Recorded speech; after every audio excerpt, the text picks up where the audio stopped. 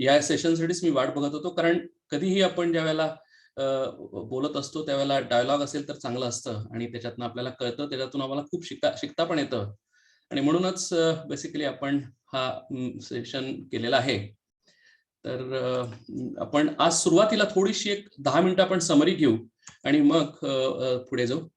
एक मिनिट, थोडंसं मला इथे आता टेक्निकल प्रॉब्लेम वाटतोय.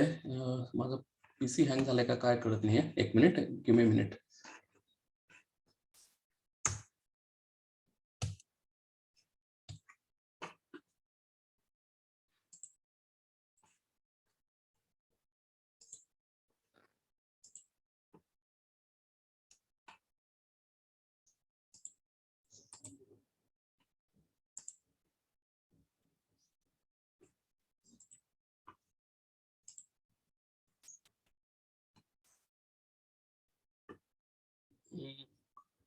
शेअरिंग केलेलं दिसतंय ना आता? हो, दिसतंय, व्यवस्थित दिसतंय. ओके. तर आपण जो सेशन चालू केलेला की सुबोध कर्मयोग प्रकरण 1 ते 4, तर पहिल्यांदा आपण सगळ्यात महत्वाचं आपण जे बघितलं होतं ते म्हणजे की कर्म म्हणजे काय. कारण बऱ्याच वेळेला हे आमच्या डोक्यामध्ये एक अशी कल्पना असते की जे काही मी करतो ते कर्मयोगच आहे. तर त्याच्यासाठी महाराजांनी आपल्याला सुबोध कर्मयोगामध्ये कर्म म्हणजे काय आपल्याला आधी समजावून दिलेलं आहे आणि हेही सांगितलेलं आहे की सगळं जे आम्ही काम करतो किंवा कर्म करतो ते निष्काम कर्मयोग नव्हे. करायचं तेच आहे, फक्त ते करण्याचा एक दृष्टिकोन आहे, करण्याची जी पद्धत आहे, कर्म करण्याकडे बघण्याचा जो ॲटिट्यूड आहे तो चेंज करायचा आहे. आणि ते केल्यानंतर आमचं कर्म निष्काम कर्मयोगामध्ये बदललं जाईल असं गीताही सांगते, भगवंत सांगतात आणि महाराजही सांगतात.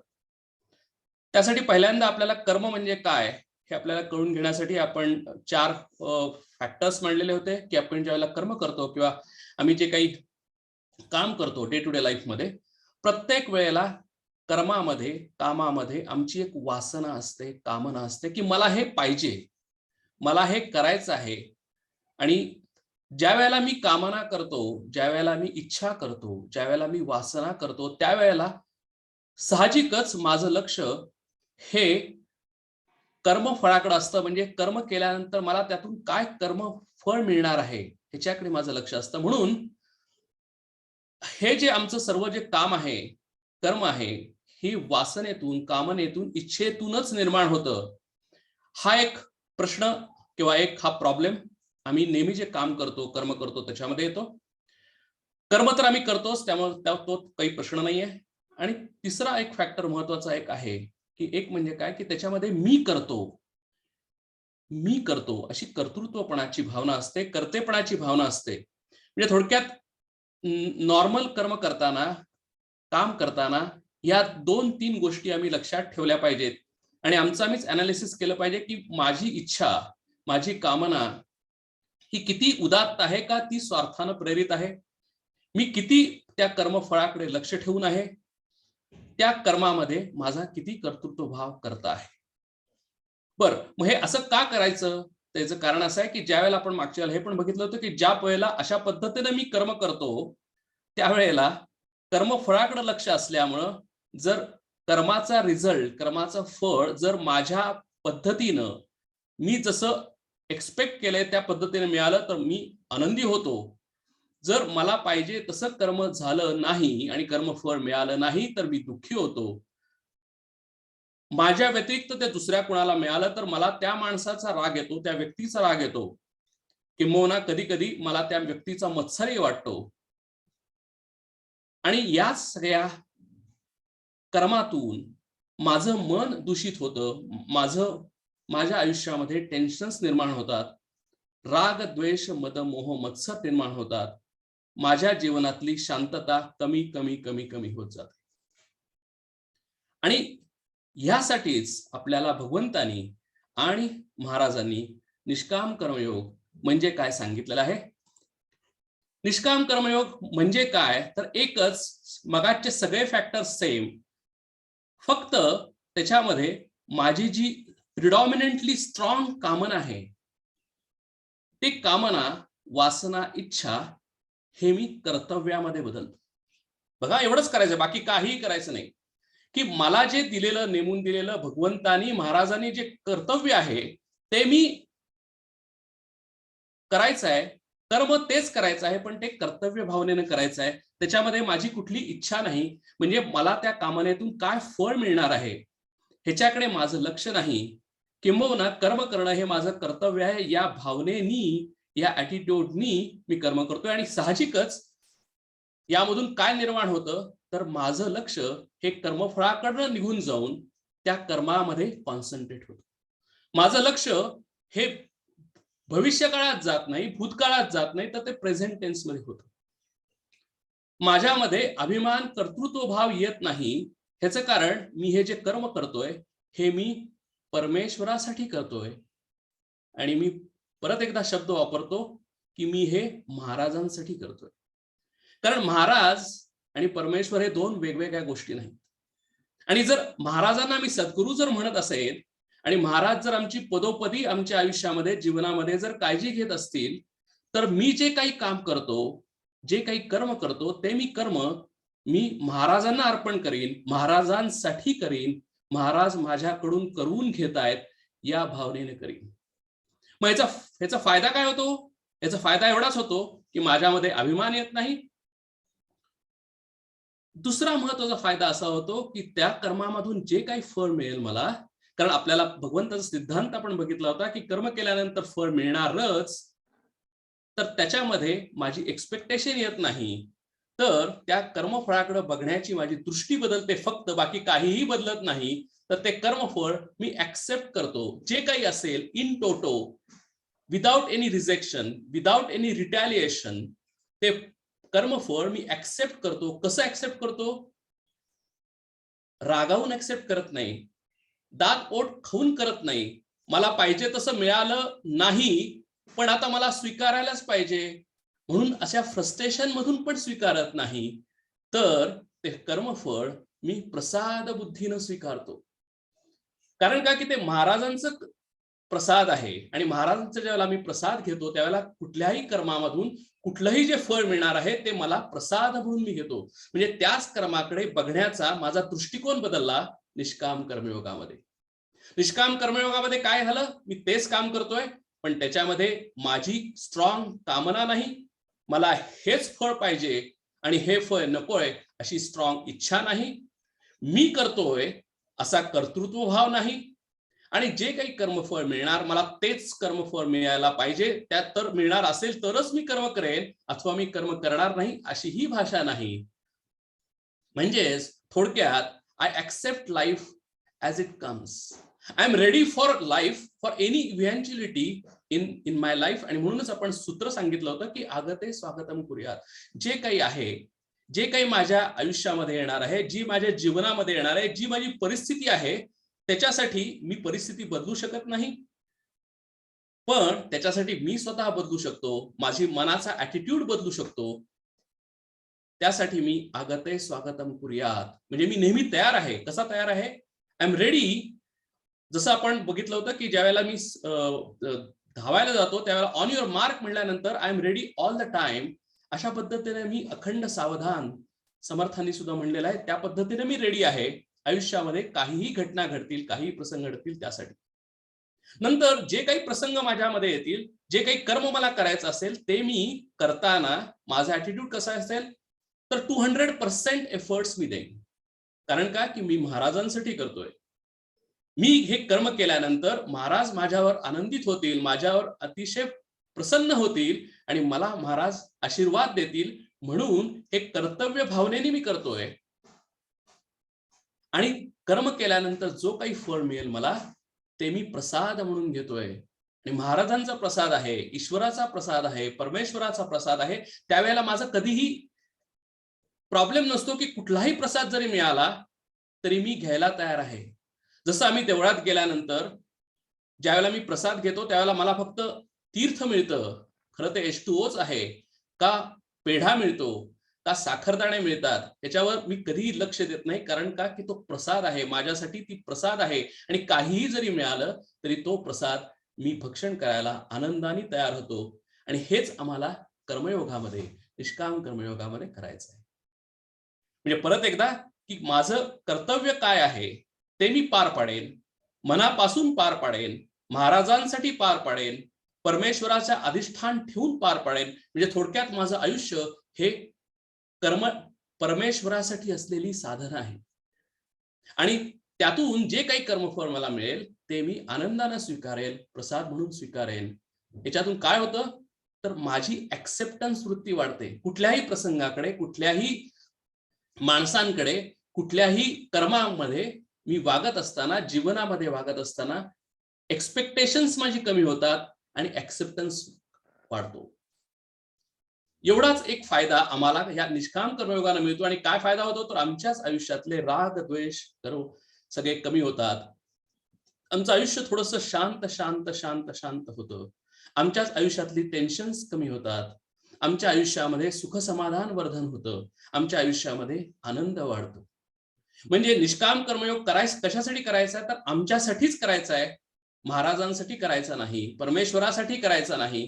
तर या जीवनामध्ये जगत असताना मला टेन्शन्स कशी कमी येतील, माझं आयुष्य कसं शांतपणानं सुखा समाधानाने मी काढू शकेन, माझ्या आयुष्यामध्ये कसा मी आनंदी राहू शकेन, शांत राहू शकेन, सुखी राहू शकेन, ह्याच्यासाठी आम्ही निष्काम कर्मयोगाचं आचरण करायचं. अर्थातच हे सगळी थेरी आहे. आयुष्यामध्ये जगत असताना आम्हाला हळूहळू हळूहळू ते आचरणात आणणं हे सगळ्यात जास्त महत्वाचं आहे. एका दिवसात आम्ही आचरणात आणू शकत नाही, तर हळूहळू जसं आम्ही प्रॅक्टिस केली तर प्रॅक्टिस मेक्स मॅन परफेक्ट. आणि ह्याच उक्तीनं हळूहळू आमच्या आयुष्यामध्ये निष्काम कर्मयोग एक अविभाज्य घटक होतो आणि आम्हाला आयुष्य चेंज झाल्याचं कळेल. आणि आम्हाला या निष्काम कर्मयोगानं काय करायचं तर आमचंच आयुष्य हे चेंज करायचं आहे, आचरणाच्यातून चेंज करायचं आहे. आपण सगळ्यात शेवटी समरी करताना बघितलं होतं की ह्याचं सगळ्यात शेवटचं फळ काय आहे.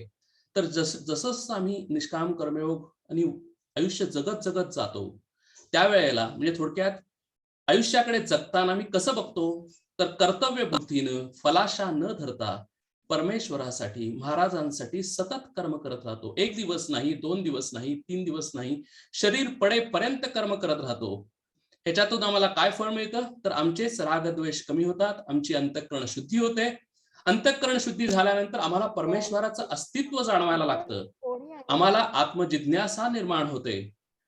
व्यावहारिक फळ असं मिळतं की आमचं जीवन थोडंसं जास्त शांत होत जातं, आनंदी होत जातं आणि आम्हाला गुरूंची प्राप्ती होते आणि गुरूंच्या प्राप्तीतून आत्मज्ञान प्राप्त होतं.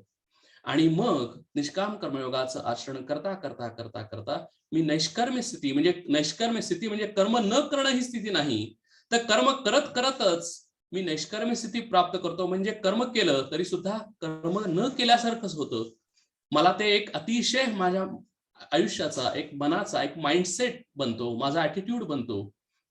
आणि हीच जीवनमुक्त अवस्था आहे, हीच स्थितप्रज्ञ अवस्था आहे, हीच ज्ञाननिष्ठा आहे. आणि याच मधून मनुष्य हा अगदी शेवटच्या पायरीपर्यंत जाऊ शकतो. याची आपण मागच्या वेळेला थोडीशी उदाहरण पण बघितली होती. आज मी आता इथंच थांबतो. थोडीशी समरी म्हणून सगळ्यांना थोडंसं परत एकदा कॉन्टेक्स्ट करा. आपण 15 दिवसानंतर भेटतो आणि 15 दिवसामध्ये आम्हाला व्यवहारामध्ये बऱ्याच गोष्टी घडतात आणि थोडंसं विसरल्यासारखं होतं. म्हणून मी मुद्दाम आज थोडीशी समरी केली, म्हणजे जेणेकरून आपल्याला परत एकदा या याच्यातून थोडंसं विचाराला चालना मिळेल आणि त्याच्यानंतर जे काही आपण क्वेश्चन आन्सर्स घेणार आहोत त्यालाही आपल्याला थोडीशी मदत होईल. आणि मी आता इथंच थांबतो आणि आपण आता क्वेश्चन आन्सर्स करूया. सगळ्यांना मी विनंती करेन की मी प्रत्येकाला उत्तर देण्याचा माझ्या परीने प्रयत्न करेन, त्यात काही प्रश्नच नाही. हे महाराजांनी मांडलेला यज्ञ आहे, त्यामुळे आपल्याला सगळ्यांना ह्याच्यातून खरोखरच आपल्याला काहीतरी असं एक मिळवायचं आहे, आमचं असं एक आयुष्य आम्हाला घडवायचं आहे की जेणेकरून आम्हाला ह्याच्यातून एक अतिशय शांत आनंदी आयुष्य करायचं आहे. आणि त्याच दृष्टिकोनातून आपण हे बघणार आहोत, आचरणाच्या द्वारे बघणार आहोत. सर्वच ह्याच्यामध्ये आपल्याला थोडंसं इंटरॅक्शन झालेलं चांगलं आहे. त्यामुळे आपण खरोखर जेवढं आपण इंटरॅक्शन करू, जेवढं आपण डिस्कशन करू तेवढं आपल्या दोघांनाही त्याचा फायदा आहे. आपण आता क्वेश्चन आन्सरला सुरुवात करूया. हरिओम तत्सत. विवेकजी अगदी खरं बोललात. हे सगळं तत्वज्ञान आहे, हे थिअरी आहे, ही प्रॅक्टिकल मध्ये आणणं हे सगळ्यात मोठं चॅलेंज आहे आणि ते जमलं तर मग सगळं साध्य होईल. आपल्याच गुरुबंधू भगिनींना आम्ही ग्रुपवरती विनंती केली होती की ज्यांना काही प्रश्न असतील तर त्यांनी पर्सनलला ते प्रश्न पाठवावेत. तसे एक 8-10 जणांचे प्रश्न आलेले आहेत. तर त्यातील पहिला प्रश्न मी वाचतो, त्याच्यावरती नंतर विवेकजी आपल्याला समजावून सांगतील. पहिला प्रश्न असा आहे की सेवा अथवा कार्य करताना कार्याच्या आधी मला काही एक्सपेक्टेशन्स नसतात, सहज करू असे आपण म्हणतो, पण आत मात्र सूक्ष्मरित्या कोणीतरी केलेल्या गोष्टीची वाहवा म्हणावे असं थोडं तरी वाटत असतं. त्यामुळे हा कर्मयोग नव्हे ना, ही सूक्ष्म अपेक्षा आपण कशी घालवायची असा प्रश्न आहे. अतिशय छान छान प्रश्न आहे. कारण प्रत्येक साधक या कर्मयोगाचं आचरण करत असताना हा प्रश्न नेहमी आम्हाला भेडसावतो. आणि महाराजांनी सुद्धा पहिल्या 1 ते 4 प्रकरणामध्ये सुद्धा लिहिलेलं आहे की आमच्या मनुष्याच्या या सहज सुलभ भावना आहेत. आम्ही मनुष्य म्हणून जन्माला आलेलो आहे, म्हणजेच आमच्या मनामध्ये कामना आहेत, इच्छा आहेत, म्हणूनच आम्ही त्या कामना पूर्ण करण्यासाठी हे मनुष्य शरीर धारण केलेलं आहे. त्यामुळे हे ऍक्सेप्टच करायचं आहे की आमच्या मनामध्ये कामना असणार आहेत, आमच्या मनामध्ये इच्छा असणार आहे. आता एकदा हे ऍक्सेप्ट केल्यानंतर आता आम्हाला काय करायचं आहे, तर थोडंसं त्याच्यावर विचार करत करत त्या कामना कर्तव्यामध्ये कशा बदलता येतील ह्याचा अभ्यास करायचा आहे आणि ते आचरणामध्ये आणायचं. आणि मग ते आचरणात आणताना एका दिवसात होतच नाही, नक्कीच होत नाही. त्याच्यासाठी दिवस, महिने, वर्ष जातील, त्यात काही प्रश्न नाही. आणि हा प्रश्न जो विचारलेला आहे तो अतिशय सूक्ष्म पद्धतीने विचारलेला आहे की ज्यावेळेला आम्ही हळूहळू या मार्गावर चालत जातो त्यावेळेला कधीतरी बारीक अशी एक आमच्या मनामध्ये शंका निर्माण होते की अरे सगळं ओके आहे, मी कर्मयोग सुद्धा करतो आहे, माझं कामना ही कर्तव्यामध्ये सुद्धा बदललेली आहे, पण असं कधीतरी मी ज्यावेळेला सेवा करतो, मी ज्यावेळेला समाजामध्ये येतो आणि लोकांच्या मध्ये मी लोकांना मदत करतो किंवा कुठली सेवा असेल ती करतो, त्यावेळेला माझ्या मनामध्ये सूक्ष्म रीतीने मला लोकांनी चांगलं म्हणावं असा एक भाव असतो. आणि ज्या वेळेला लोकांनी चांगलं म्हणावं असा ज्यावेळेला भाव असतो त्यावेळेला ऑटोमॅटिकली ज्यावेळेला आम्ही कर्मफळाकडेच बघतो त्यावेळेला लोकांनी जर मला चांगलं म्हणलं तर मला चांगलं वाटतं, बरं वाटतं. आणि मग त्यावेळेला जर लोकांनी काम केलं नाही, माझ्या सेवेबद्दल लोकांनी प्रशंसा केली नाही, तर मला मनातून दुःख निर्माण होतं. हा अतिशय सूक्ष्म भाग आहे. खरं आम्ही महाराजांनी सुद्धा आम्हाला सांगितलेलं आहे की उत्सवामध्ये आम्ही सेवा करणं आवश्यकच आहे, पण सेवा करता करता करता थोडासा एक सूक्ष्म अहंकार, आणि साधनेमध्ये ह्याला सात्विक अहंकार म्हणलेला आहे. कारण ज्यावेळेला आम्ही सात्विक काम करतो, सेवा करतो, हे सात्विक काम आहे. आणि सात्विक काम करता करता आम्हाला तो सूक्ष्म अहंकार सुद्धा येतो की अरे मी किती चांगलं काम करतोय आणि मग लोकांनी मला चांगलं म्हणावं. आणि सूक्ष्म असं शास्त्रामध्ये सांगितलेलं आहे की सात्विक अहंकार काढणं हे फार अवघड आहे. कारण का की अतिशय सूक्ष्म आहे. म्हणजे बाकीचं, आणि शास्त्रामध्ये हेही शब्द वापरलेला आहे की ज्यावेळेला आम्ही निष्काम कर्मयोगाचं आचरण करतो त्यावेळेला जर आम्ही निष्काम कर्मयोगानं जर वावरलो नाही, आचरण केलं नाही, तर आम्ही कर्मबंधनात अडकतो, म्हणजेच त्या रागद्वेष या साखळीमध्ये अडकतो. आणि जर आम्ही निष्काम कर्मयोगामध्ये आचरण करत असताना जर चांगलं काम केली, सेवा केली, तर ती लोखंडाची बेडी नसून ती सोन्याची बेडी असं म्हटलेलं आहे. कारण का की हे पुण्यकर्म आहे आणि त्या पुण्यकर्मामुळे मला ऑटोमॅटिकली चांगला लोक म्हणजे स्वर्गलोक किंवा चांगले कर्मांचं पुण्य हे मिळतं. आणि म्हणूनच शास्त्रामध्ये महाराजांनी ते सांगून ठेवलेलं आहे की ज्यावेळेला आम्ही सेवा करतो, ज्यावेळेला आम्ही पुण्यकर्म करतो, त्यावेळेला प्रकर्षाने अतिशय जाणीवपूर्वक, जसं आम्हाला रामदास स्वामींनी सांगितले की अखंड सावधान, यामधून ते कर्म, ती सेवा ही आम्ही परमेश्वरासाठी करतोय, महाराजांसाठी करतोय.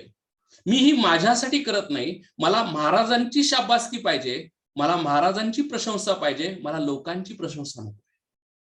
कारण लोक तुकाराम महाराजांनी पण म्हणलेलं आहे की लोक जैसा ओक धरिता धरवेना अभक्ता जिरेना संत संग. लोक दोन्ही बाजूनी बोलतात, आज चांगलं म्हणतील उद्या वाईट म्हणतील.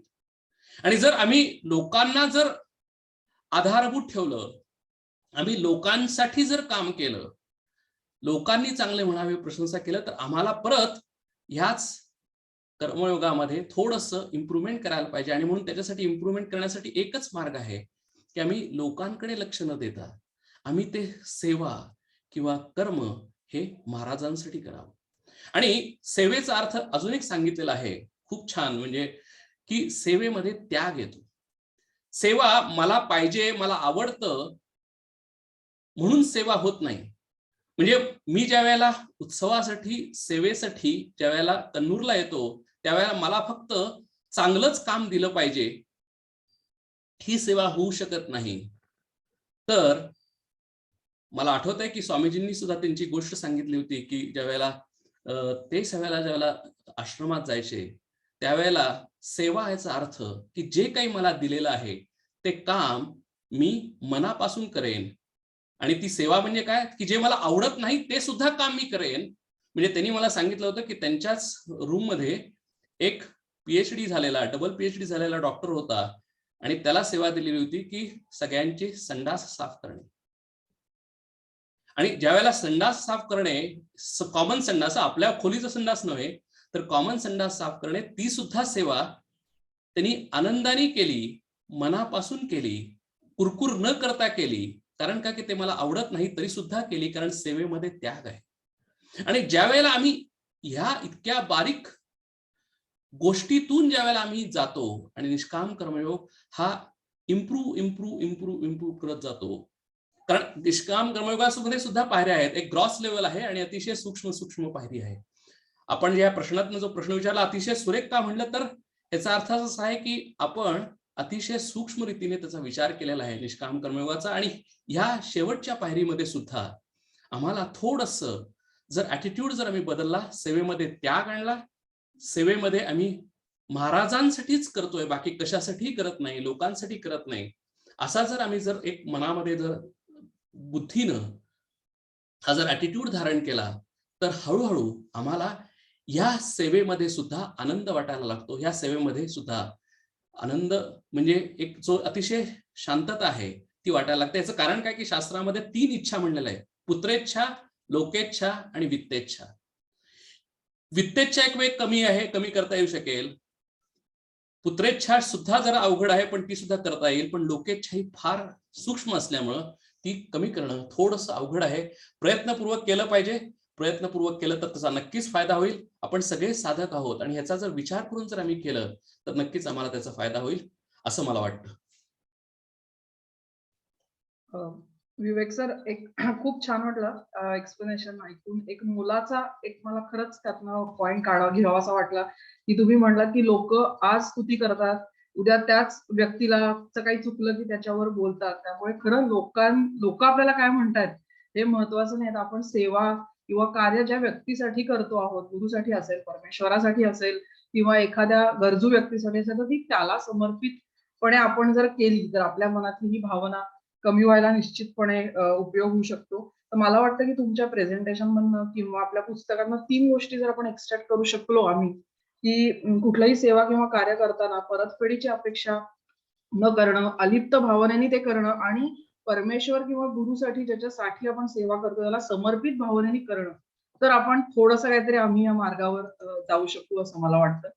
तर खूप धन्यवाद. आपण पुढच्या प्रश्नाकडे वळूयात. पुढचा प्रश्न हा ऍक्च्युली स्त्रीच्या व्यथित गोष्टीशी किंवा संभ्रमित अवस्थेशी निगडीत असे आहे.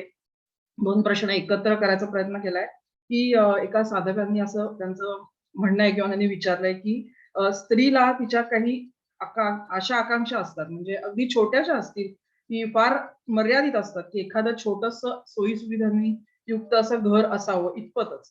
पण जर नवरा तेही करायला तयार नसेल आणि उलट तो तिच्याकडनंच तिने कमवावं अशी अपेक्षा करत असेल किंवा हल्लीची जी आधुनिक स्त्री आहे की तिच्यासाठी पण किंवा तिच्याशी निगडीत अशा सर्व बाजूने अपेक्षा असतात, की जसं की पत्नीने पैसे कमवावे किंवा मुलांना चांगलं वाढवावं किंवा घर नीट सांभाळावं, अशा पतीच्या आणि सासरच्या मंडळींच्या अपेक्षा असतात. तर ह्या अपेक्षा पूर्ण करते वेळी किंवा अशा अपेक्षा पूर्ण करताना त्यांना साधकांना असं विचारायचंय का, की त्यांना असं वाटतंय की नक्कीच त्या स्त्रीच्या मनात तिच्यासाठी मुख्य कर्मयोग काय आहे याचा गोंधळ होतो. म्हणजे ऍज कम्पेअर टू पुरुष, स्त्रीच्या मनात हा गोंधळ खूप असतो. तर त्याविषयी काही तुम्ही सांगू शकलात का प्लीज? नाही, खरोखरच हा सध्या समाजात असलेला एक मोठा प्रश्न आहे. आणि त्याचं कारण असं आहे की जर आपण गेल्या 50 वर्षामध्ये जर बघितलं तर समाजामध्ये सुद्धा खूप चेंजेस होत आहेत. म्हणजे आणि त्याचं थोडंसं प्रश्नाचं उत्तर मी कर्मयोगाच्या आधारानं न देता हा थोडासा सामाजिक प्रश्न आहे. आणि हा नक्कीच प्रश्न आहे, त्यात काही प्रश्न नाही. त्यामुळे आपल्याला थोडंसं त्याच्यावर विचार केलाच पाहिजे आणि तो थोडासा समाजाचा धारणा आपण स्वीकारून घेऊ आणि मग आपण ह्या कर्मयोगाच्या आधाराने काय करता येऊ शकेल याचा थोडासा आपण विचार करू. तर गेल्या साधारण 50 वर्षामध्ये जर आम्ही बघितलं तर पूर्वीच्या काळामध्ये म्हणजे 50 वर्षामध्ये बऱ्याच वेळेला इथे आम्ही त्याला म्हणायचो की अरेंज्ड मॅरेजेस असं व्हायचं. त्याच्यामध्ये रोल हे अतिशय वेल डिफाईन्ड होते. म्हणजे त्या काळामध्ये पुरुषांनी नोकरी करायची, अर्थार्जन करायचं आणि स्त्रीनं घरामध्ये घरातली सगळी जबाबदारी घ्यायची, मुलाबाळांचं सगळं करायचं, असे रोल ते वेल डिफाईन्ड रोल होते. याच्यामध्ये दोघांच्याही मनाची एक तयारी होती, दोघांच्याही मनाची एक काय म्हणतात त्याला एक धारणा झालेली होती की अशा पद्धतीनं आपण घर चालवायचं. कोण कमी किंवा कोण जास्त हा विषय तिथे नव्हता. फक्त हे रोल म्हणजे म्हणूनच मी आपण ज्यावेळेला विचार केला त्यावेळेला सेवा ज्यावेळेला मी विचार करतो त्यावेळेला सेवेमध्ये आम्हाला माझं आवड आणि नावड बाजूला ठेवायला लागतं. म्हणजे ज्यावेळेला आम्ही घराचा ज्यावेळेला विचार करतो त्यावेळेला घर किंवा लग्न ज्यावेळेला आम्ही विचार करतो किंवा आम्ही प्रापंचिक विचार करतो. म्हणजे महाराजांचे सुद्धा सगळे साधक आहेत, बरेचसे हे प्रापंचिक साधक आहेत. म्हणजे थोडक्यात काय की लग्न झालेले साधक आहेत, प्रपंचामध्ये आहेत. आणि प्रपंचाचाच जर आम्ही विचार केला तर याच्यामध्ये लग्न जर ही संस्था जर आम्ही बघितली तर हे लग्न ही दोन शरीरांचं मिलन नसून हे दोन मनांचं मिलन आहे. आणि ज्यावेळेला दोन मनांचं मिलन होतं त्यावेळेला त्या दोघांनाही आपला स्वतःचे जे स्ट्रॉंग आवड निवड आहेत, लाईक्स डिसलाईक्स आहेत, हे बाजूला ठेवून एक मिडल पॉइंटला येणं, एक बॅलन्स येणं, एका सेंटर पॉइंटला येणं हे अतिशय आवश्यक आहे. आणि अतिशय झालं तरच ते लग्न हे अतिशय शांत चांगल्या पद्धतीनं आनंदानं होऊ शकतं. कारण काय की जर आम्ही जर असं म्हटलं की आम्ही ज्यावेळेला एकत्र येतो लग्न करून त्यावेळेला जर दोघांनी जर आपापली आवड निवड जर बघितली नाही, बाजूला ठेवली नाही, दोघांचे कॉमन पॉईंट आणले तर कॉन्फ्लिक्ट शिवाय दुसरं काहीच नाही. आणि आज आम्ही जर समाजामध्ये बघितलं जर 50 वर्षामध्ये काय झालं असेल तर हा चेंजेस होतोय आणि we are in the transition period ना. म्हणजे काय होतंय तर बेसिकली स्त्रीचा रोल हा घरामधला हळूहळू चेंज होतोय. म्हणजे ती सुद्धा आता पुरुषांच्या बरोबरीनं बाहेर जाते, पुरुषांच्या बरोबरीनं कमवते. आज तर आम्ही असं म्हणतो की सगळ्यांचीच अशी अपेक्षा आहे की आमच्या पत्नीने लग्न झाल्यानंतर सुद्धा नोकरी करावी, किंबहुना आम्हाला लग्न करताना तिनं नोकरी करावी ही एक अट आहे. कारण का की आज सगळं जे आमचं इव्हॅल्युएशन आहे हे पैशाच्या संदर्भात आहे. आमचं जे सगळं इव्हॅल्युएशन आम्ही करतो, आम्ही सक्सेसफुल केव्हा म्हणतो तर माझ्याकडे जास्त पैसे असतील तर, माझ्याकडे भरपूर स्थावर जंगम मालमत्ता, फ्लॅट्स, विला, घरं असतील तर, माझ्या घराच्या बाहेर वेगवेगळ्या प्रकारच्या गाड्या असतील तर, ब्रँडेड गाड्या असतील तर, ह्याच्यातून जर मला आनंद मिळतो अशी आमची सगळ्यांची कल्पना झालेली असल्यामुळं स्त्रीनी सुद्धा लग्न केल्यानंतर नोकरी करावी, किंबहुना तिनं नोकरी केलीच पाहिजे अशी साधारण एक धारणा समाजामध्ये व्हायला लागली. आणि तिनं जर नोकरी केली तर आज आम्ही नवीन एक कन्सेप्ट सगळ्यांना आपल्याला माहिती आहे की डबल इन्कम नो किड्स.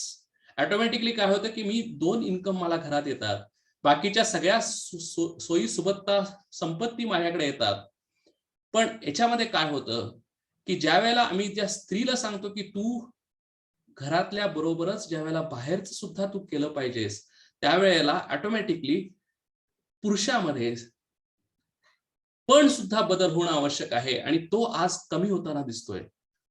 म्हणजे त्यामुळे हे कॉन्फ्लिक्ट का वाढलेलं आहे आणि का आमच्या घरातल्या स्त्रीवर जास्त आज टेन्शन आलेली आहे, त्याचं कारण असं आहे की ती का जास्त टेन्शन मध्ये आहे. त्याचं कारण असं आहे की थोडीशी ती आज जास्त एका बर्डन मध्ये आहे की तिच्यावरच, कारण आपण जर निसर्ग नियमाप्रमाणे जर बघितलं तर मुलं ही पुरुषाला होऊ शकत नाहीत, मुलं ही स्त्रीलाच होतात. आणि हे जर सत्य जर असेल तर तिला त्या सर्व गोष्टी बरोबरच हे सगळं करायचं हे अतिशय अवघड आहे. आणि हे जर करायचं जर असेल तर पुरुषाला सुद्धा तेवढ्याच ताकदीनं घरामध्ये लक्ष घालणं आवश्यक आहे.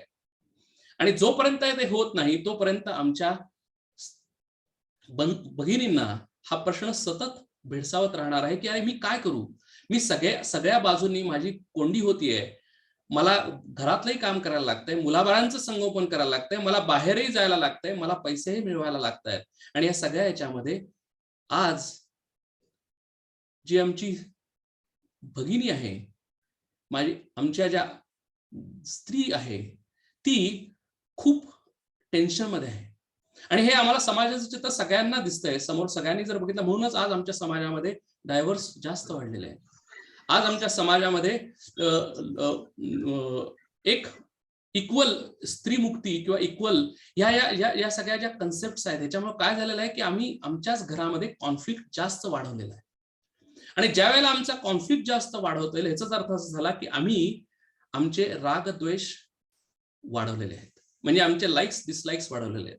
म्हणजेच थोडक्यात काय की आपण या निष्काम कर्मयोगाच्या जर अनुषंगाने जर बघितलं आता थोडस, तर काय झालेलं आहे तर आम्ही आमच्या कामना वासना वाढवलेल्या आहेत, आम्ही आमचा अभिमान वाढवलेला आहे. कारण आमचं मी करतोय, म्हणजे उद्या आज स्त्री सुद्धा म्हणते की मी जर बाहेर जर मिळून असेल तर तू काम केलंच पाहिजेस, अशी ज्याला भाषा निर्माण होते की तोही म्हणतो की मी काम करणारच नाही. मग ह्याच्यामध्ये काय होतं की कॉन्फ्लिक्टच निर्माण होतं, त्याच्यामध्ये कुठेही कोलॅबोरेशन नाही, याच्यामध्ये कुठेही एकमेकांना सामावून घेण्याचं, एकमेकांच्या बरोबर काम करण्याची भाषा नाही. आणि जोपर्यंत आमच्या मनामध्ये अहंकार आहे, अभिमान आहे, तोपर्यंत आमच्या घरामधले हे सगळे प्रश्न राहणारच आहेत. आणि याला सोल्युशन फक्त एकच आहे की जी आमची ज्या वेळेला मनाची धातण आहे दोघांची, आता मी दोघांच्या बद्दल बोलतो की स्त्री आणि पुरुष. आणि ह्या वेळेला मला थोडस असं सांगायचं आहे की ज्यावेळेला मी अमेरिकेला जातो किंवा तिथली माणसं बघतो, की जेव्हा आम्ही सिंगापूरला होतो, किंवा तिथे अशी एक हे आहे की दोघंही नोकरी करत असतील तर दोघंही घरातली कामं करतात. It is 50-50, everything is equal. त्यामुळे ऑटोमॅटिकली ही मनाची कल्पना झाल्यामुळं दोघंही घरातली कामं करतात, दोघंही सगळं इक्वल करतात. आणि त्यामुळे ऑटोमॅटिकली एक एक कोलॅबोरेशन, तर टीम वर्क होतं. म्हणजे conflict goes and team work comes.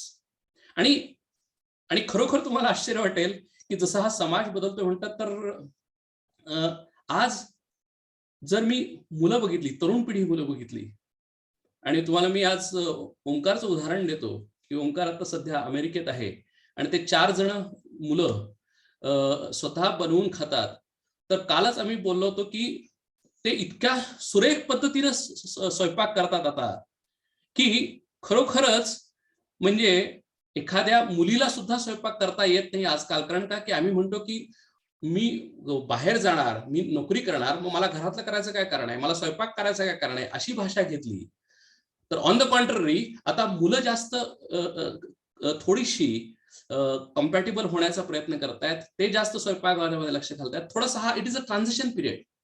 Over the period I think probably right will come to some conclusion. But again हा जो प्रश्न आहे, हा प्रश्न खूप कॉम्प्लेक्स आहे, खूप अवघड आहे. हा सामाजिक प्रश्न आहे. प्रत्येक कॉन्टेक्च्युअल, प्रत्येक माणसाची घर वेगळं आहे, माणूस ज्या पद्धतीने वाढला आहे ते अपब्रिंगिंग वेगळं आहे, तो ज्या परिस्थितीमध्ये सध्या आहे ते वेगळं आहे. त्यामुळं ह्याला आपल्याला जनरलाइज करणं थोडंसं अवघड आहे. पण एवढं मात्र मी नक्की सांगू शकतो की कुठलाही प्रॉब्लेम जरी असेल, कितीही प्रश्न जरी असतील, तर ज्यावेळेला आम्ही मनाचे संवाद करतो, आम्ही एकमेकांना समजून घेण्याचा प्रयत्न करतो, आम्ही एकमेकांसाठी त्याग करण्याचा प्रयत्न करतो, आमचे लाईक्स अँड डिसलाईक्स बाजूला ठेवायचा प्रयत्न करतो, त्यावेळेला आमच्या मनामध्ये एक मिलन तयार होतं आणि ते मिलन व्हावं सध्याच्या काळामध्ये प्रपंचामध्ये. कारण तुम्हाला सगळ्यात सांगतो की शास्त्र, आम्ही ज्याला गृहस्थाश्रम का धारण करतो, तर आम्ही गृहस्थाश्रम काही मिळवायला धारण करत नाही, आम्ही भोगायला धारण करत नाही. तर गृहस्थाश्रमाचं सगळ्यात महत्वाचं काम शास्त्राच्या आधारे आहे की त्याग. गृहस्थाश्रम आम्ही कशासाठी धारण करतो, तर त्यागासाठी धारण करतो. आणि जर तुम्ही विचार करा की कसं आम्ही त्याग करतो, तर ज्यावेळेला मी पती होतो त्यावेळेला मी मुलांसाठी त्याग करतो, माझ्या पत्नीसाठी त्याग करतो, मी माझ्या आई वडिलांसाठी त्याग करतो. मी जर स्त्री असेल तर मी माझ्या मुलांसाठी त्याग करते, मी माझ्या सासू सासऱ्यांसाठी त्याग करते, मी माझ्या आई वडिलांसाठी त्याग करते. म्हणजे याच्यामध्ये सगळ्यांच्या मध्ये त्यागाची भाषा आहे. आणि ज्या वेळेला त्यागाची भाषा होते तेव्हा ऑटोमॅटिकली तुम्ही you put your self in other person shoes. आणि ज्या वेळेला तुम्ही दुसऱ्याचा विचार करता त्यावेळेला ऑटोमॅटिकली हे कॉन्फ्लिक्ट कमी होतात. आणि मग हळूहळू आम्ही निष्काम कर्मयोगाकडे पुढची स्टेप म्हणून याच्याकडे बघू शकतो. खरोखरच हा प्रश्न म्हणजे कॉम्प्लेक्स आहे. हे थोडासा कसं की कॉन्टेक्स्ट समजून घेणं आवश्यक आहे. थोडासा मी व्हेरी ब्रॉड व्ह्यू मांडला, पण डेफिनेटली हा इंडिव्हिज्युअल कॉन्टेक्स्च्युअल लेवलवर हा प्रश्न थोडासा वेगळ्या पद्धतीने बघितला पाहिजे. धन्यवाद विवेकजी. तुम्ही म्हटलात तसं बरोबर आहे. हा प्रश्न बऱ्यापैकी सामाजिक आहे आणि सगळ्यांनी अहमपणा सोडला आणि जर का ऍक्सेप्टन्स ठेवलं आणि जसं तुम्ही सांगितलं की जी येईल ते ऍक्सेप्ट केलं तर जास्ती सोप्या पद्धतीनं हा प्रश्न हँडल होऊ शकतो. धन्यवाद. पुढच्या प्रश्नाकडे जाऊयात. अजून एक असा प्रश्न आलेला आहे की काही परिस्थिती कितीही म्हटलं तरी अनऍक्सेप्टेबलच राहते, अशा वेळी कितीही विवेकाने वागले तरीही मन व्यग्रच राहते, यावर काय उपाय करावा, असा प्रश्न आहे. अतिशय सुरेख प्रश्न असं म्हणणार नाही मी, कारण का की हा रिलेव्हंट प्रश्न आहे. आणि याचं कारण असं आहे की आम्हाला सगळ्यांना माहिती आहे की जरी आपण निष्काम कर्मयोगाची थेरी बघितली तरी सुद्धा ज्यावेळेला आम्ही समाजामध्ये जीवनामध्ये आम्ही वागतो त्यावेळेला हे जीवन इतकं सोपं नाही. जीवन हे अतिशय अवघड आहे. म्हणून तर असं म्हणलेलं आहे की जीवनामध्ये सुखाचे प्रसंग कमी आणि दुःखाचे प्रसंग जास्त असे येतात. आणि आम्हाला सगळ्यांना ह्या दुःखाच्या प्रसंगातून जायला लागतं. तर तुम्ही म्हणला ते अतिशय बरोबर आहे, पण फक्त एक 2-3 पॉइंट्स ह्याच्यामध्ये आहेत. एक म्हणजे काय की आम्ही ज्यावेळेला जीवनामध्ये जगत असतो त्यावेळेला पहिल्यांदा आम्ही लक्षात ठेवलं पाहिजे की आम्ही या आमच्या आयुष्यामध्ये घडणारे कुठलेही प्रसंग, कुठले प्रसंग यावेत आणि कुठले प्रसंग येऊ नयेत आम्ही ठरवू शकत नाही, कारण ते आमच्या हातातच नाहीत. आणि ज्या वेळेला जर ज्या गोष्टी आमच्या हातात नाहीत त्या गोष्टी आम्ही ठरवू शकत नाही, त्यासाठी आम्ही तयारी करू शकत नाही. मग असं जर असेल तर आमची कशी धारणा पाहिजे त्या प्रसंगाकडे बघण्याची.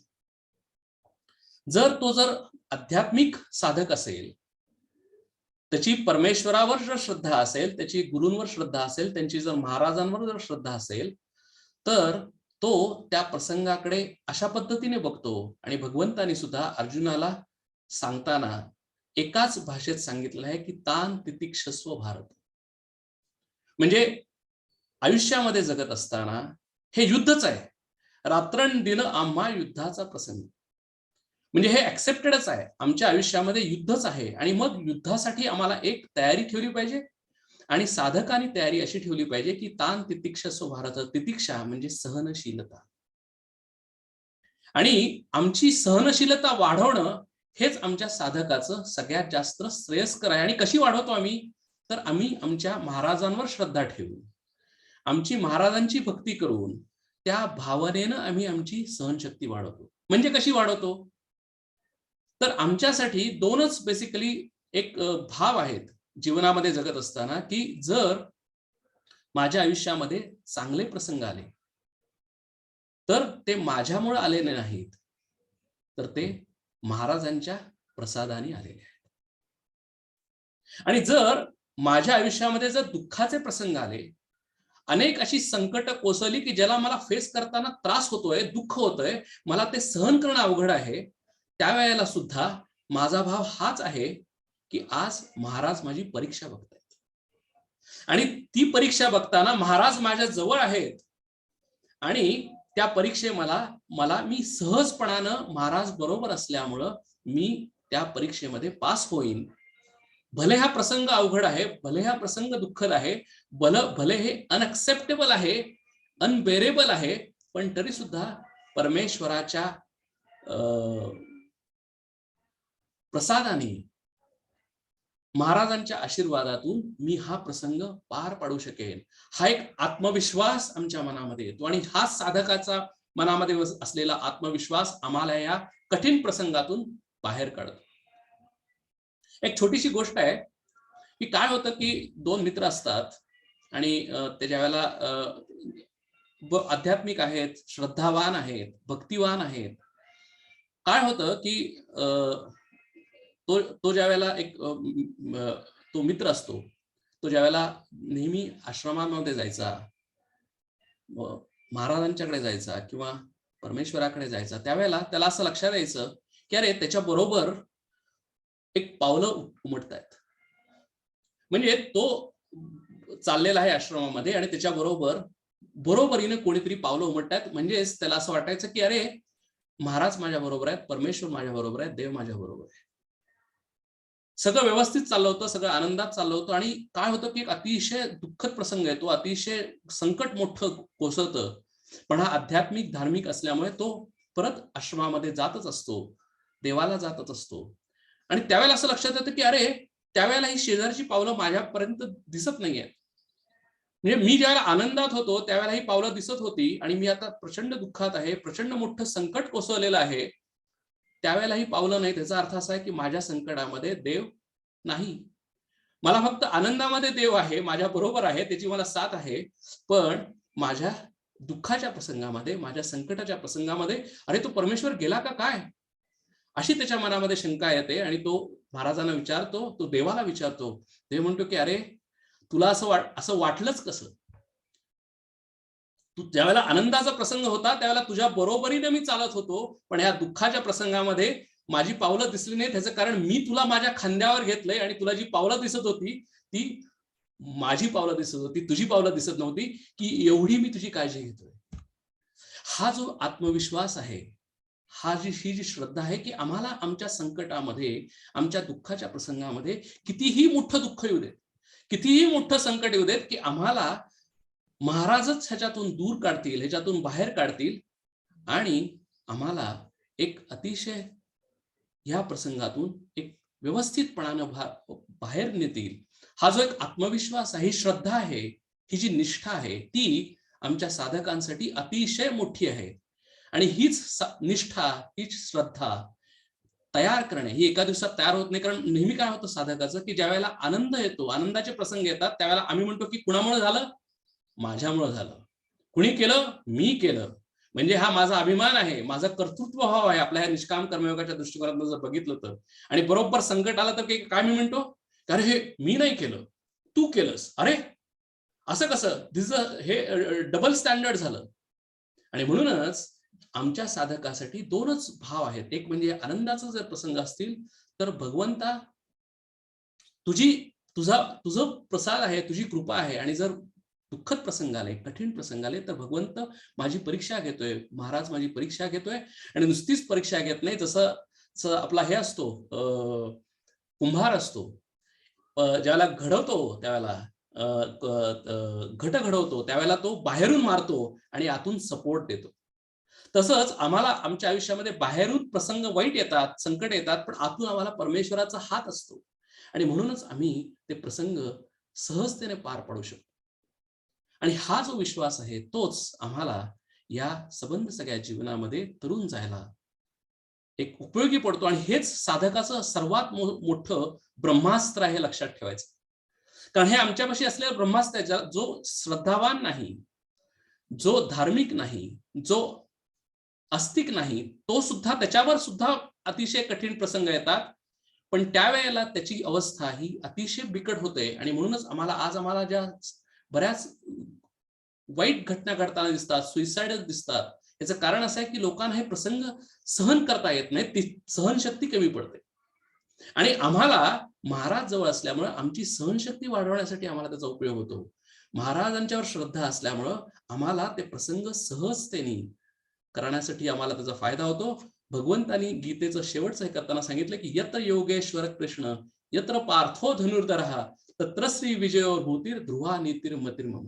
आम्हाला काय करायचंय? कारण अर्जुनाला भगवंत निवडायचा आहे, भगवंताला अर्जुन निवडायचा नाहीये.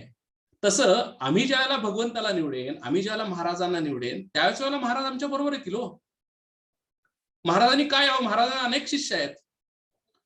त्या शिष्यांमध्ये मी तेवढा ताकदीचा शिष्य आहे, मी तेवढ्या भक्तीचा शिष्य आहे, महाराजांना आम्हाला दाखवून दिलं पाहिजे.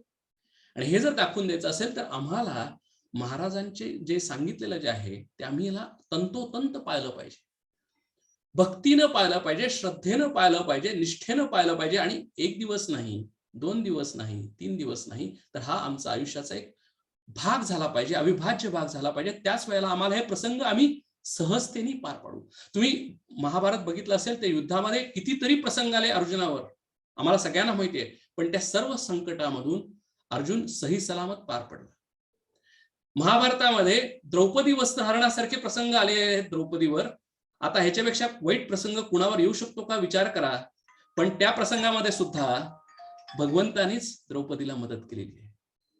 आणि हे अतिशय महत्वाचं आहे की जर आमची श्रद्धा असेल तर भगवंताला यायलाच पाहिजे.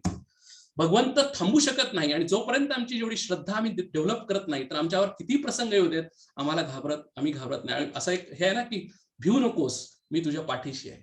आणि खरोखरच महाराज पाठीशी आहेत. आम्हाला घाबरायचं अतिशय कारण नाही, कारण आमच्याकडे एक श्रद्धा आहे, आमच्याकडे निष्ठा आहे. आणि ती श्रद्धा आम्ही जर ठेवली तर आम्हाला जीवनामध्ये कितीही प्रसंग आले, कितीही वाईट गोष्टी घडल्या, कितीही संकट आली तरी घाबरायचं काही कारण नाही. विवेक सर, खूप धन्यवाद. एक खूप मोठी जाणीव परत एकदा मनात तुम्ही करून दिली त्या प्रश्नाच्या योगाने, की महाराज आमच्या पाठीशी आहेत आणि आम्ही त्यांचे साधक शिष्य आहोत. तर कुठलीही परिस्थिती आपल्या आयुष्यात येणं किंवा ती असणं, कुठलीही लोक आपल्या आजूबाजूला येणं, हे खरंच माणसाच्या हातात नाहीये.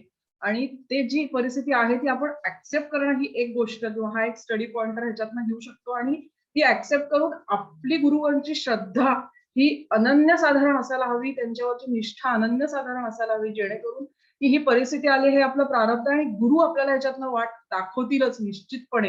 हा विश्वास आपल्या मनात असायला हवा. सद्गुरु सारिखा असता पाठी राखा. तर आपल्याला काळजी करायचं खरंच कारण नाही. ह्या परिस्थितीत ते मार्ग आपल्याला दाखवत राहणार आहेत, हा विश्वास पूर्णपणे साधकाच्या मनात असायला हवा. आणि हा खूप मोठा स्टडी पॉइंटर आज आपल्याला या चर्चेतनं मिळालाय. खूप खूप धन्यवाद. विवेकजी, अजून एक 5 प्रश्न आहेत.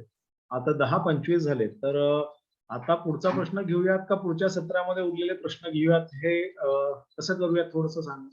नाही, आय थिंक आपण मग अजून मग 5 प्रश्न आपण तर काही आज संपू शकतच नाही. म्हणजे हो, आपल्याला नाही संपणार. बरोबर. आपल्याला थोडक्यात अजून एक सेशन घ्यायला लागेल असं दिसतंय. हो, नाही अगदी, कारण सविस्तर चर्चा होती, ही खूप आनंदाची गोष्ट आहे. आणि मला खात्री आहे की सगळ्यांच्याच ह्याच्यामध्ये कसं असतं, विचारणारा जरी एक असला तरी हे प्रश्न बरेच जणांच्या मनात असतात. बरोबर. आणि ह्याच्यामध्ये सगळ्यांच्याच मनातील जे काही किंतु परंतु आहेत त्याचं निवारण होतंय. आणि तुम्ही ज्या पद्धतीनं खरंच एक एक गोष्टीचा उलगडा करताय, त्याचं खूप छान वाटतं ऐकायला. मग आता पुढचा प्रश्न आपण पुढच्या सत्रातच घेऊयात असं मला वाटतं. आणि चालेल. आपण कारण 10-25 झाले, तुम्हाला पण पुढचं 10:30चं सत्र असेलच. त्यामुळे मग इथेच थांबूयात. अहंकाराचा वारांना लागो ररसा माझ्या विष्णुदासा भाविकासी, हे जे म्हटलेलं आहे, आम्ही भजनामध्ये रोज ह्या सगळ्या गोष्टी म्हणतो. पण खरोखर त्याचा गर्भित अर्थ किती आहे आणि आपण आयुष्यामध्ये त्याचं कसं अनुसरण करायला पाहिजे, ह्या गोष्टी ह्या सगळ्या चर्चेच्या माध्यमातून आपल्याला कळलेल्या आहेत. तर विवेकजींना मनपूर्वक धन्यवाद अर्पण करतो. आणि पुढच्या म्हणजे अजून 15 दिवसानंतर परत एकदा पुढच्या सत्रामध्ये उरलेले प्रश्न घेऊयात. मग त्याच्यामध्ये जर का अजून आज जे सगळे गुरुबंधू भगिनी हे ऐकता आहेत, त्यांना अजून काही प्रश्न जर का असतील तरी ते सुद्धा आम्हाला कळवा. पुढच्या सत्रामध्ये ते पण आपण विचारायची सोय करूयात. आणि त्याच्यानंतर लाईव्ह जरी कोणाला अजून विचारायचे असतील प्रश्न तरी तेव्हा विचारू शकतील, काही हरकत नाही. तर विवेकजी मनपूर्वक धन्यवाद. जय सद्गुरु. राजाधिराज सद्गुरुनाथ श्री भाऊसाहेब महाराज की जय. राजाधिराज सद्गुरुनाथ श्री सिद्धरामेश्वर महाराज की जय. राजाधिराज सद्गुरुनाथ श्री गणपतराव महाराज की जय. राजाधिराज सद्गुरुनाथ महाराज की जय. जय सद्गुरु.